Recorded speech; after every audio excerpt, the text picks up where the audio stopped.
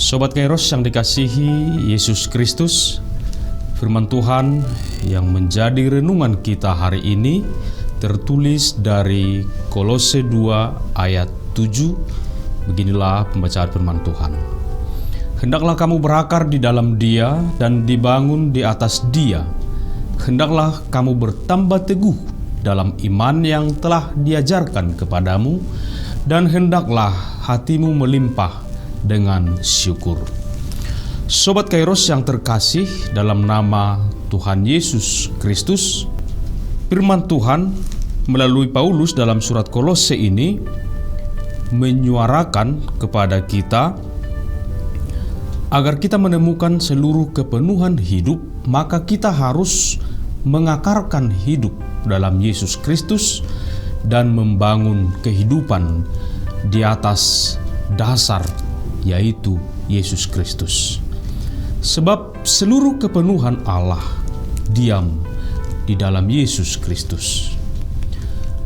Berakar dan dibangun berarti tertancap ke dalam tanah untuk mencari bahan makanan dan untuk mengokohkan dirinya menghadapi hantaman angin.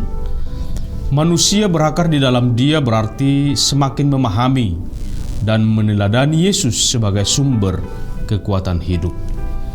Sehingga di dalam seluruh proses kehidupan, iman kita semakin bertumbuh dan semakin kokoh, sehingga kita akan menghasilkan buah yang bersumber dari kehidupan, yaitu Yesus Kristus sebagai sumber kehidupan kita. Sobat Kairos, agar hidup kita tetap dalam Dia, yang harus kita lakukan adalah yang pertama, hendaklah kamu berakar di dalam Dia. Seperti tanaman, kita adalah organisme hidup yang menyerap segala kekayaan dan kemuliaan Kristus sehingga kita bisa bertumbuh. Berakar berarti kita menancapkan sepenuhnya hidup kita di dalam kehidupan Kristus.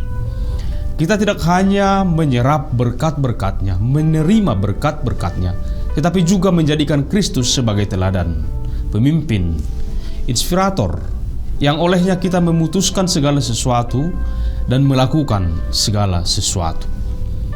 Yang kedua, hendaklah kamu dibangun di atas Dia.